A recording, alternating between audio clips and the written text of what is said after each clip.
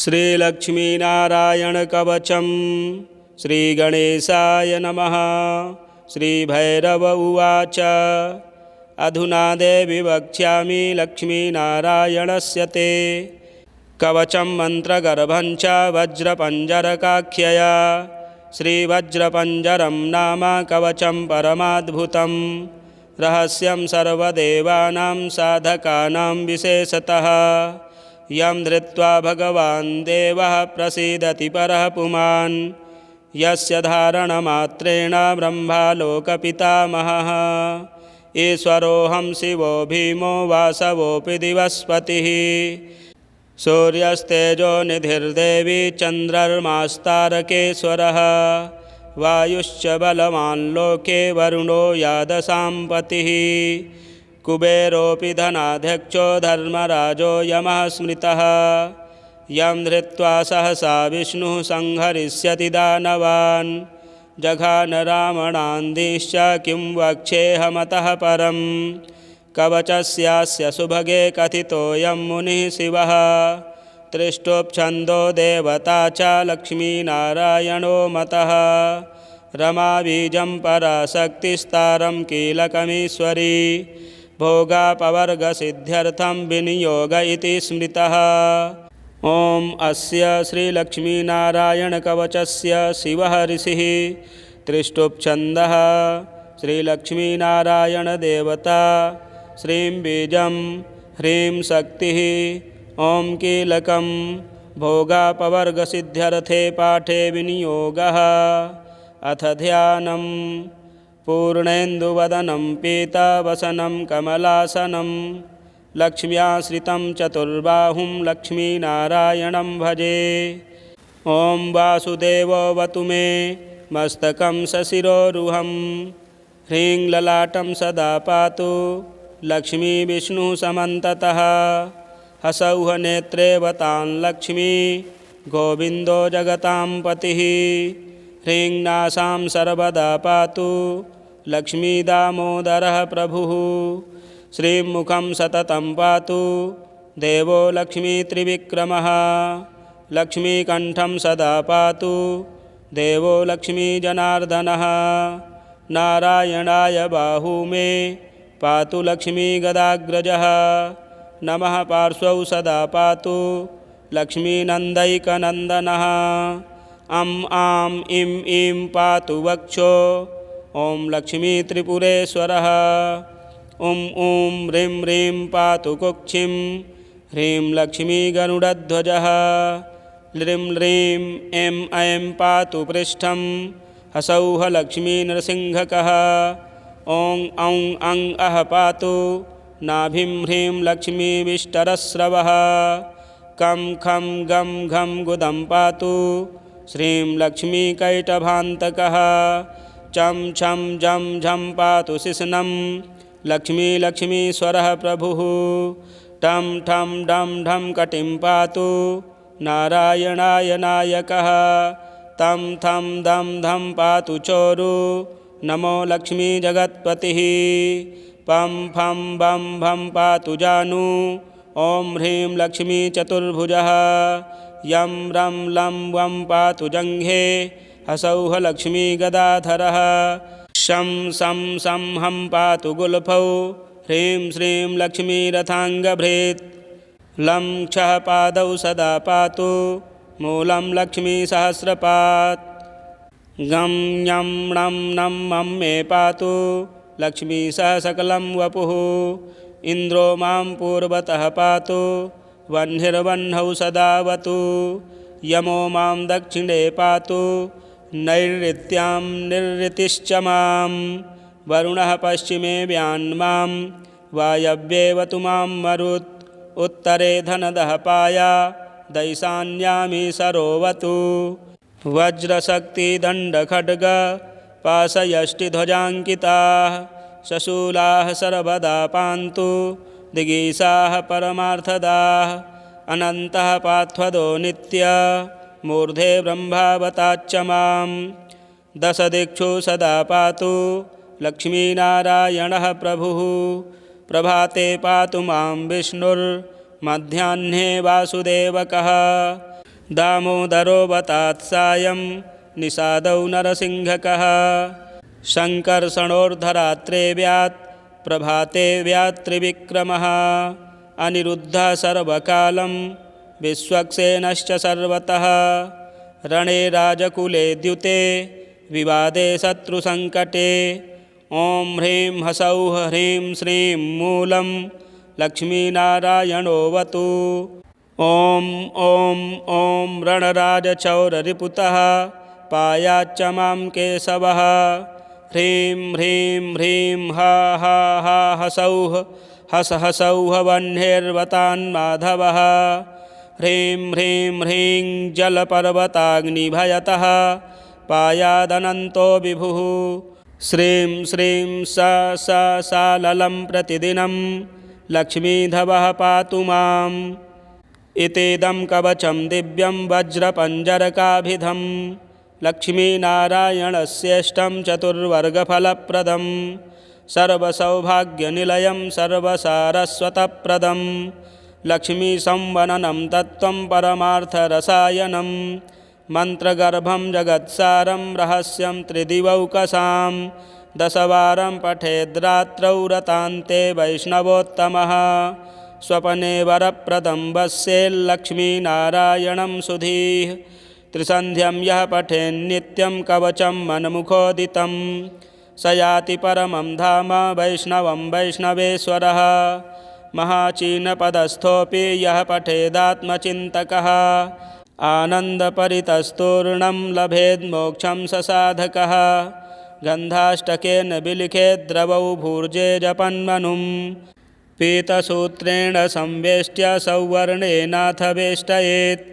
धारयेत् गुटिकां मूर्ध्नि लक्ष्मीनारायणं स्मरन् रणे रिपुन् विजित्यासु कल्याणी गृहमाविशेत् वन्ध्या वा काकवन्ध्या वा मृतवत्सा च याङ्गना सा बाध्नीयान् कण्ठदेशे लभेत् पुत्रांश्चिरायुषः गुरुपदे सतो धृत्वा गुरुं ध्यात्वा मनुं जपन् वर्णलक्षपुरश्चर्याफलमाप्नोति साधकः बहुनोक्तेन किं देवी कवचस्यास्य पार्वती विनानेन न सिद्धिः स्यान्मन्त्रस्यास्य महेश्वरी सर्वागमरहस्याढ्यं तत्त्वात् तत्त्वं परात्परम् अभक्ताय न दातव्यं कुचैलाय दुरात्मने दीक्षिताय कुलीनाय स्वशिष्याय महात्मने महाचीनपदस्थाय दातव्यं कवचोत्तमं गुह्यं गोप्यं महादेवी लक्ष्मीनारायणप्रियं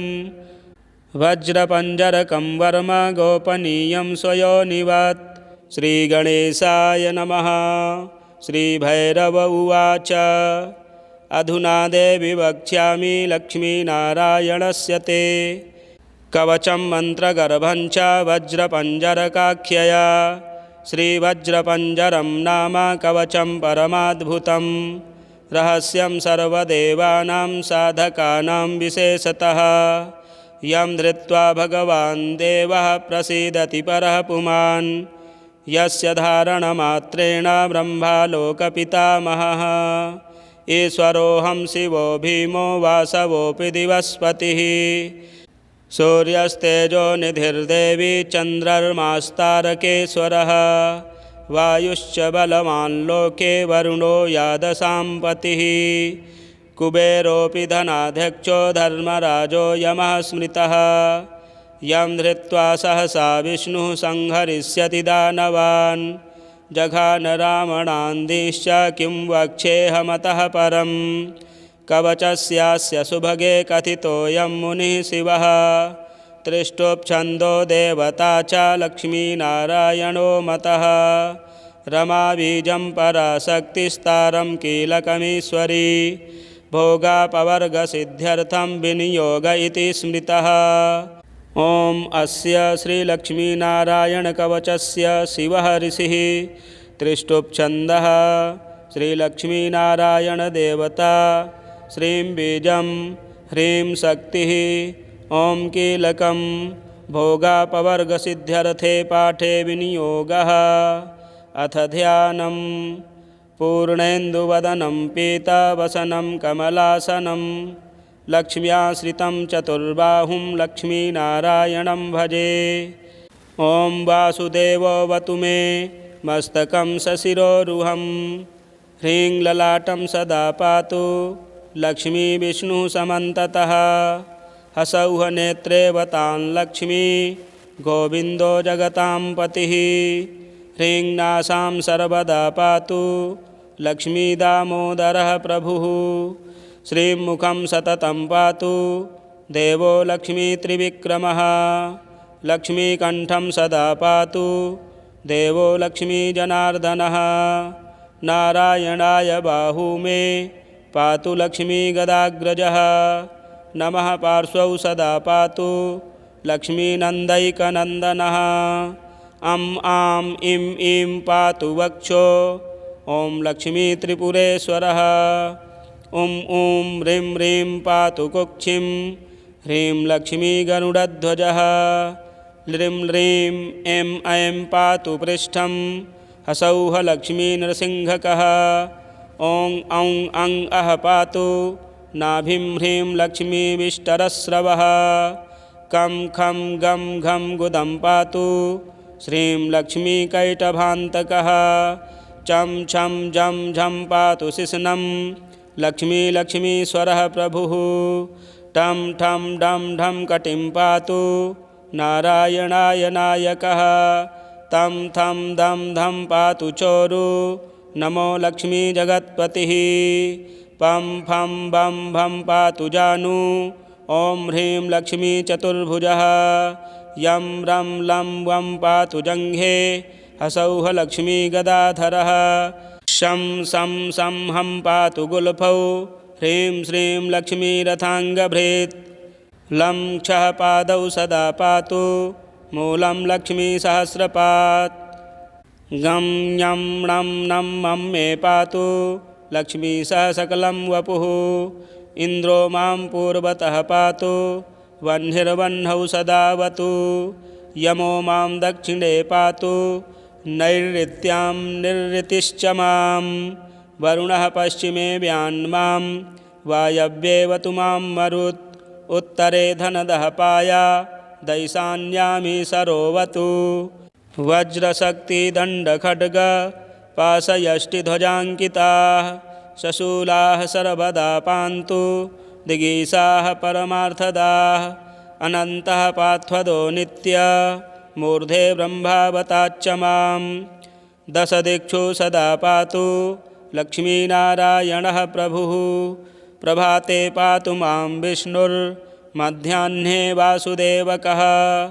दामोदरो वतात् सायं निषादौ नरसिंहकः। शङ्कर्षणोर्धरात्रे व्यात् प्रभाते व्यात् त्रिविक्रमः।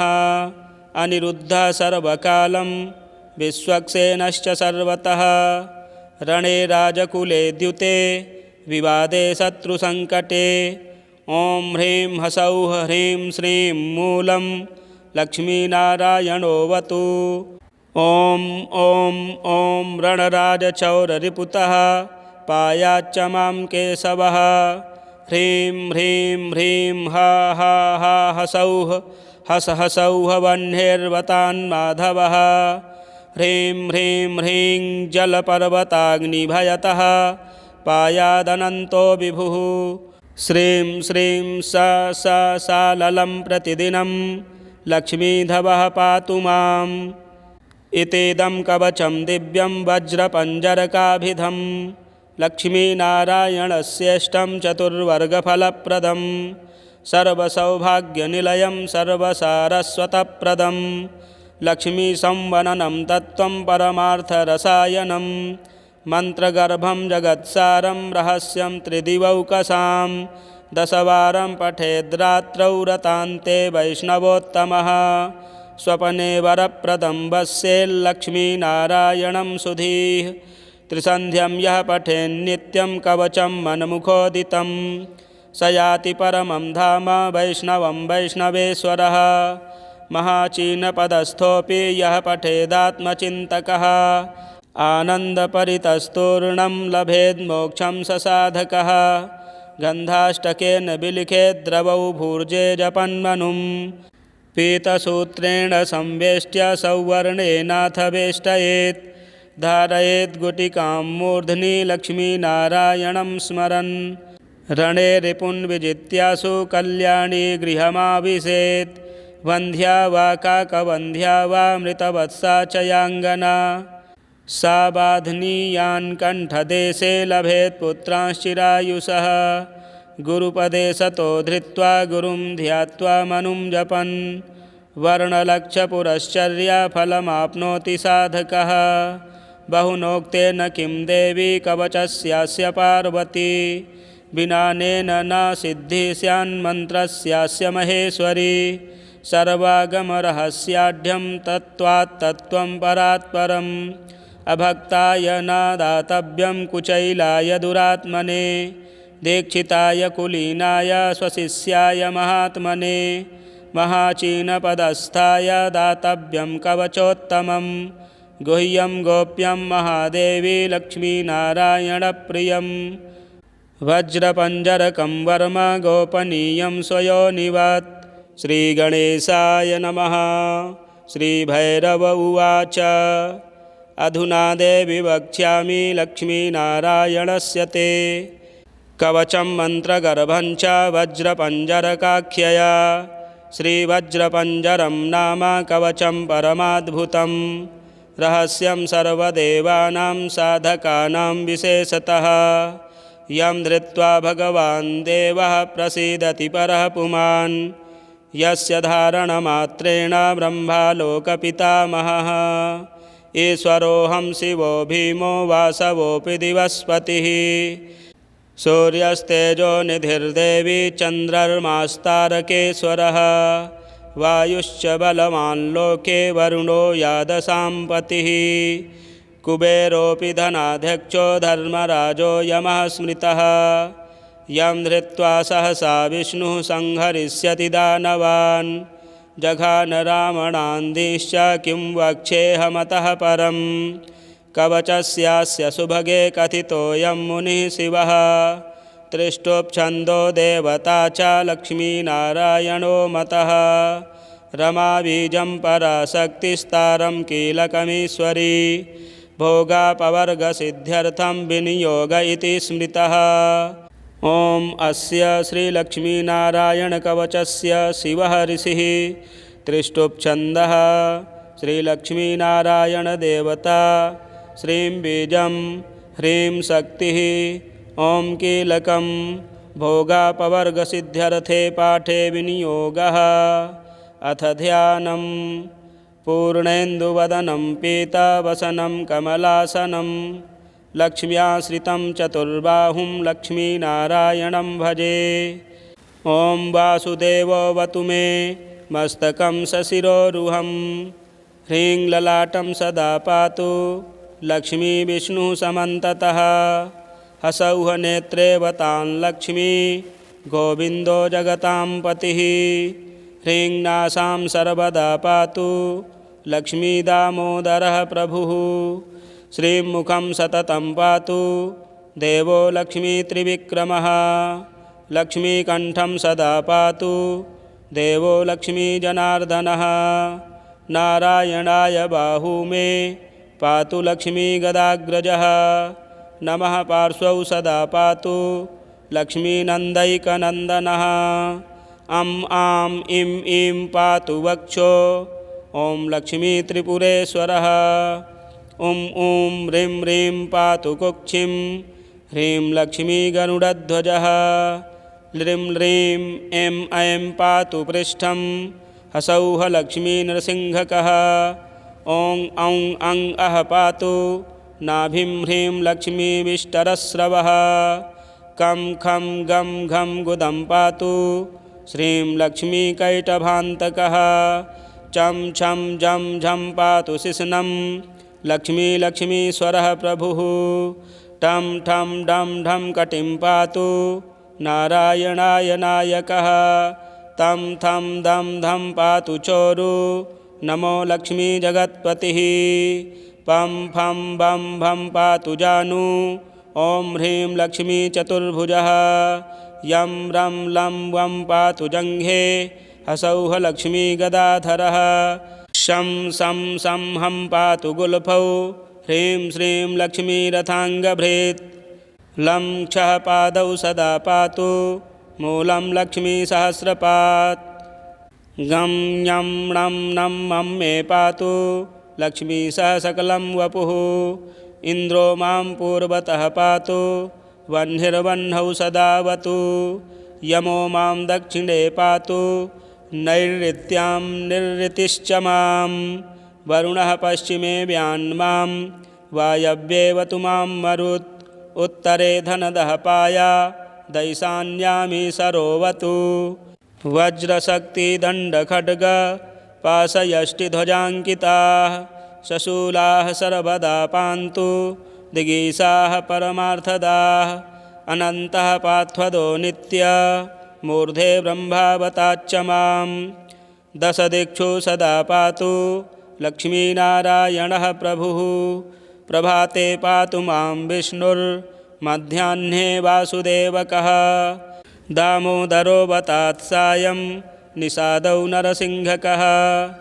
शङ्कर्षणोर्धरात्रे व्यात् प्रभाते व्यात्त्रिविक्रमः अनिरुद्धः सर्वकालं विश्वक्सेनश्च सर्वतः रणे राजकुले द्युते विवादे शत्रुसङ्कटे ॐ ह्रीं हसौः ह्रीं श्रीं मूलं लक्ष्मीनारायणोऽवतु ॐ ॐ ॐ रणराजचौररिपुतः पायाच्च मां केशवः ह्रीं ह्रीं ह्रीं हा हा हा हसौः हस हसौः वह्निर्वतान्माधवः ह्रीं ह्रीं ह्रीं जलपर्वताग्निभयतः पायादनन्तो विभुः श्रीं श्रीं सा ललं प्रतिदिनं लक्ष्मीधवः पातु माम् इतीदं कवचं दिव्यं वज्रपञ्जरकाभिधं लक्ष्मीनारायणस्येष्टं चतुर्वर्गफलप्रदं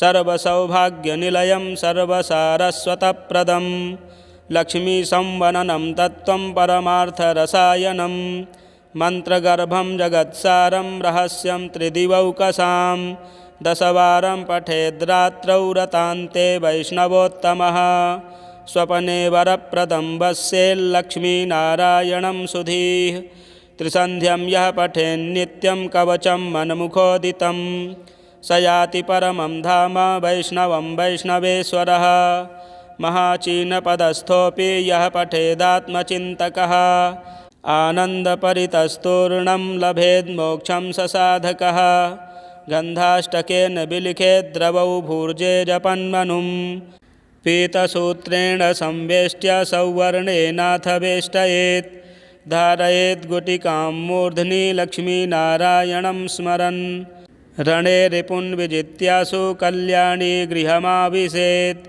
वन्ध्या वा काकवन्ध्या वा मृतवत्सा च याङ्गना सा बाध्नीयान् कण्ठदेशे लभेत् पुत्रांश्चिरायुषः गुरुपदे सतो धृत्वा गुरुं ध्यात्वा मनुं जपन् वर्णलक्षपुरश्चर्याफलमाप्नोति साधकः बहुनोक्तेन किं देवी कवचस्यास्य पार्वती विनानेन न सिद्धिः स्यान्मन्त्रस्यास्य महेश्वरी सर्वागमरहस्याढ्यं तत्त्वात् तत्त्वं परात्परम् अभक्ताय न दातव्यं कुचैलाय दुरात्मने दीक्षिताय कुलीनाय स्वशिष्याय महात्मने महाचीनपदस्थाय दातव्यं कवचोत्तमं गुह्यं गोप्यं महादेवी लक्ष्मीनारायणप्रियं वज्रपञ्जरकं वर्म गोपनीयं स्वयोनिवत् श्रीगणेशाय नमः। श्रीभैरव उवाच अधुना देवि वक्ष्यामि लक्ष्मीनारायणस्य ते कवचं मन्त्रगर्भं च वज्रपञ्जरकाख्यया श्रीवज्रपञ्जरं नाम कवचं परमाद्भुतं रहस्यं सर्वदेवानां साधकानां विशेषतः यं धृत्वा भगवान् देवः प्रसीदति परः पुमान् यस्य धारणमात्रेण ब्रह्मालोकपितामहः ईश्वरोऽहं शिवो भीमो वासवोऽपि दिवस्पतिः सूर्यस्तेजो निधिर्देवी चन्द्रर्मास्तारकेश्वरः वायुश्च बलवान् लोके वरुणो यादसाम्पतिः कुबेरोऽपि धनाध्यक्षो धर्मराजो यमः स्मृतः यं धृत्वा सहसा विष्णुः संहरिष्यति दानवान् जघान रावणान्दिश्च किं वक्ष्येऽहमतः परं कवचस्यास्य सुभगे कथितोऽयं मुनिः शिवः त्रिष्टुप्छन्दो देवता च लक्ष्मीनारायणो मतः रमाबीजं पराशक्तिस्तारं कीलकमीश्वरी भोगापवर्गसिद्ध्यर्थं विनियोग इति स्मृतः। ॐ अस्य श्रीलक्ष्मीनारायणकवचस्य शिवः ऋषिः त्रिष्टुप्छन्दः श्रीलक्ष्मीनारायणदेवता श्रीं बीजं ह्रीं शक्तिः ॐ कीलकं भोगापवर्गसिद्ध्यर्थे पाठे विनियोगः। अथ ध्यानं पूर्णेन्दुवदनं पीतावसनं कमलासनं लक्ष्म्याश्रितं चतुर्बाहुं लक्ष्मीनारायणं भजे। ॐ वासुदेवोऽवतु मे मस्तकं सशिरोरुहं ह्रीं ललाटं सदा पातु लक्ष्मीविष्णुः समन्ततः हसौः नेत्रेवतां लक्ष्मी गोविन्दो जगतां पतिः ह्रीं नासां सर्वदा पातु लक्ष्मीदामोदरः प्रभुः श्रीमुखं सततं पातु देवो लक्ष्मीत्रिविक्रमः लक्ष्मीकण्ठं सदा पातु देवो लक्ष्मीजनार्दनः नारायणाय बाहू मे पातु लक्ष्मीगदाग्रजः नमः पार्श्वौ सदा पातु लक्ष्मीनन्दैकनन्दनः अं आं इं ईं पातु वक्षो ॐ लक्ष्मीत्रिपुरेश्वरः ॐ ॐ ह्रीं ह्रीं पातु कुक्षिं ह्रीं लक्ष्मीगरुडध्वजः ह्रीं ह्रीं ऐं ऐं पातु पृष्ठं हसौः लक्ष्मीनृसिंहकः ॐ औं अं अः पातु नाभिं ह्रीं लक्ष्मीविष्टरस्रवः कं खं गं घं गुदं पातु श्रीं लक्ष्मीकैटभान्तकः चं छं झं झं पातु शिश्नं लक्ष्मीश्वरः प्रभुः टं ठं डं ढं कटिं पातु नारायणाय नायकः तं थं दं धं पातु चोरु नमो लक्ष्मीजगत्पतिः पं फं बं भं पातु जानु ॐ ह्रीं लक्ष्मीचतुर्भुजः यं रं लं वं पातु जङ्घे हसौः लक्ष्मीगदाधरः शं सं सं हं पातु गुल्फौ ह्रीं श्रीं लक्ष्मीरथाङ्गभृत् लं क्षः पादौ सदा पातु मूलं लक्ष्मीसहस्रपात्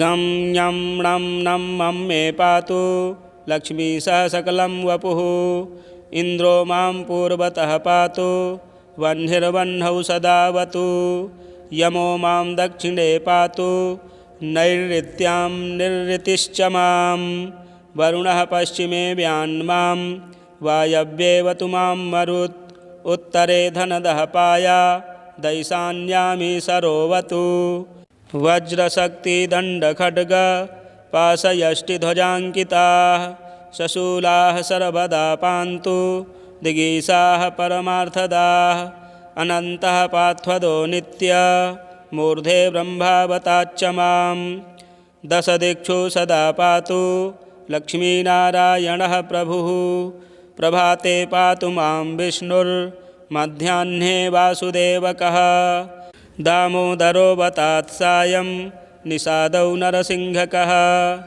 शङ्कर्षणोर्धरात्रे व्यात् प्रभाते व्यात्त्रिविक्रमः अनिरुद्धः सर्वकालं विश्वक्सेनश्च सर्वतः रणे राजकुले द्युते विवादे शत्रुसङ्कटे ॐ ह्रीं हसौः ह्रीं श्रीं मूलं लक्ष्मीनारायणोऽवतु ॐ ॐ ॐ रणराजचौररिपुतः पायाच्च मां केशवः ह्रीं ह्रीं ह्रीं हा हा हा हसौः हस हसौः वह्निर्वतान्माधवः ह्रीं ह्रीं ह्रीं जलपर्वताग्निभयतः पायादनन्तो विभुः श्रीं श्रीं सा ललं प्रतिदिनं लक्ष्मीधवः पातु माम् इतीदं कवचं दिव्यं वज्रपञ्जरकाभिधं लक्ष्मीनारायणस्येष्टं चतुर्वर्गफलप्रदं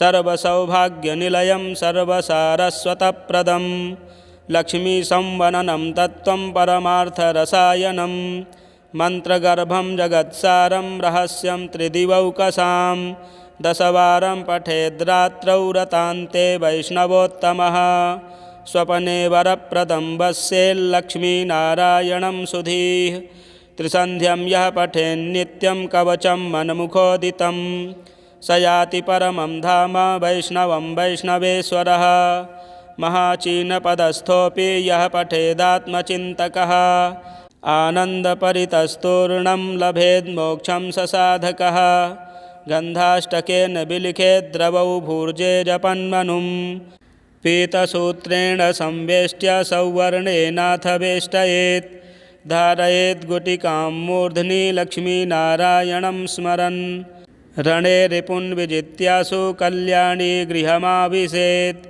वन्ध्या वा काकवन्ध्या वा मृतवत्सा च याङ्गना सा बाध्नीयान् कण्ठदेशे लभेत् पुत्रांश्चिरायुषः गुरुपदे सतो धृत्वा गुरुं ध्यात्वा मनुं जपन् वर्णलक्षपुरश्चर्याफलमाप्नोति साधकः बहुनोक्तेन किं देवी कवचस्यास्य पार्वती विनानेन न सिद्धिः स्यान्मन्त्रस्यास्य महेश्वरी सर्वागमरहस्याढ्यं तत्त्वात्तत्त्वं परात्परम् अभक्ताय न दातव्यं कुचैलाय दुरात्मने दीक्षिताय कुलीनाय स्वशिष्याय महात्मने महाचीनपदस्थाय दातव्यं कवचोत्तमं गुह्यं गोप्यं महादेवी लक्ष्मीनारायणप्रियं वज्रपञ्जरकं वर्म गोपनीयं स्वयोनिवत्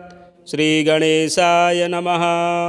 श्रीभैरव उवाच अधुना देवि वक्ष्यामि लक्ष्मीनारायणस्य ते कवचं मन्त्रगर्भं च वज्रपञ्जरकाख्यया श्रीवज्रपञ्जरं नाम कवचं परमाद्भुतं रहस्यं सर्वदेवानां साधकानां विशेषतः यं धृत्वा भगवान् देवः प्रसीदति परः पुमान् यस्य धारणमात्रेण ब्रह्मालोकपितामहः ईश्वरोऽहं शिवो भीमो वासवोऽपि दिवस्पतिः सूर्यस्तेजो निधिर्देवी चन्द्रर्मास्तारकेश्वरः वायुश्च बलवान् लोके वरुणो यादसां पतिः कुबेरोऽपि धनाध्यक्षो धर्मराजो यमः स्मृतः यं धृत्वा सहसा विष्णुः संहरिष्यति दानवान् जघान रावणान्धीश्च किं वक्ष्येऽहमतः परम् कवचस्यास्य सुभगे कथितोऽयं मुनिः शिवः त्रिष्टुप्छन्दो देवता च लक्ष्मीनारायणो मतः रमाबीजं पराशक्तिस्तारं कीलकमीश्वरी भोगापवर्गसिद्ध्यर्थं विनियोग इति स्मृतः। ॐ अस्य श्रीलक्ष्मीनारायणकवचस्य शिवः ऋषिः त्रिष्टुप्छन्दः श्रीलक्ष्मीनारायणदेवता श्रीं बीजं ह्रीं शक्तिः ॐ कीलकं भोगापवर्गसिद्ध्यर्थे पाठे विनियोगः। अथ ध्यानं पूर्णेन्दुवदनं पीतावसनं कमलासनं लक्ष्म्याश्रितं चतुर्बाहुं लक्ष्मीनारायणं भजे। ॐ वासुदेवोऽवतु मे मस्तकं सशिरोरुहं ह्रीं ललाटं सदा पातु लक्ष्मीविष्णुः समन्ततः हसौः नेत्रे वतां लक्ष्मी गोविन्दो जगतां पतिः ह्रीं नासां सर्वदा पातु लक्ष्मीदामोदरः प्रभुः श्रीमुखं सततं पातु देवो लक्ष्मीत्रिविक्रमः लक्ष्मीकण्ठं सदा पातु देवो लक्ष्मीजनार्दनः। नारायणाय बाहू मे पातु लक्ष्मीगदाग्रजः। नमः पार्श्वौ सदा पातु लक्ष्मीनन्दैकनन्दनः। अं आं इं ईं पातु वक्षो ॐ लक्ष्मीत्रिपुरेश्वरः। ॐ ॐ ह्रीं ह्रीं पातु कुक्षिं ह्रीं लक्ष्मीगरुडध्वजः। ह्रीं ह्रीं ऐं ऐं पातु पृष्ठं हसौः लक्ष्मीनृसिंहकः। ॐ औं अं अः पातु नाभिं ह्रीं लक्ष्मीविष्टरस्रवः। कं खं गं घं गुदं पातु श्रीं लक्ष्मीकैटभान्तकः। चं छं झं झं पातु शिश्नं लक्ष्मीश्वरः प्रभुः। टं ठं डं ढं कटिं पातु नारायणाय नायकः। तं थं दं धं पातु चोरु नमो लक्ष्मीजगत्पतिः। पं फं बं भं पातु जानु ॐ ह्रीं लक्ष्मीचतुर्भुजः। यं रं लं वं पातु जङ्घे हसौः लक्ष्मीगदाधरः। शं सं सं हं पातु गुल्फौ ह्रीं श्रीं लक्ष्मीरथाङ्गभृत्। लं क्षः पादौ सदा पातु मूलं लक्ष्मीसहस्रपात्। गं ञं णं नं मं मे पातु लक्ष्मीसह सकलं वपुः। इन्द्रो मां पूर्वतः पातु वह्निर्वह्नौ सदावतु। यमो मां दक्षिणे पातु नैऋत्यां निरृतिश्च मां। वरुणः पश्चिमे व्यान्मां वायव्येवतु मां मरुत्। उत्तरे धनदः पाया दैशान्यामी सरोवतु। वज्रशक्तिदण्डखड्ग पाशयष्टिध्वजाङ्किताः शशूलाः सर्वदा पान्तु दिगीषाः परमार्थदाः। अनन्तः पार्थदो नित्य मूर्धे ब्रह्मावताच्च मां।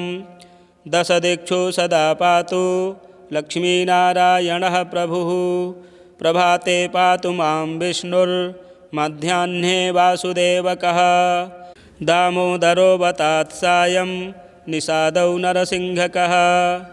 शङ्कर्षणोर्धरात्रे व्यात् प्रभाते व्यात्त्रिविक्रमः। अनिरुद्धः सर्वकालं विश्वक्सेनश्च सर्वतः। रणे राजकुले द्युते विवादे शत्रुसङ्कटे।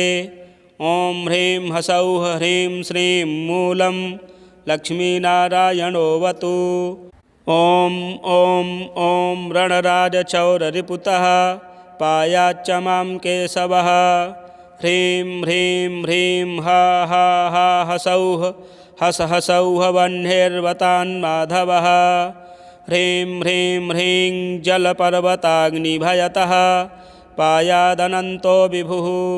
श्रीं श्रीं सा ललं प्रतिदिनं लक्ष्मीधवः पातु माम्।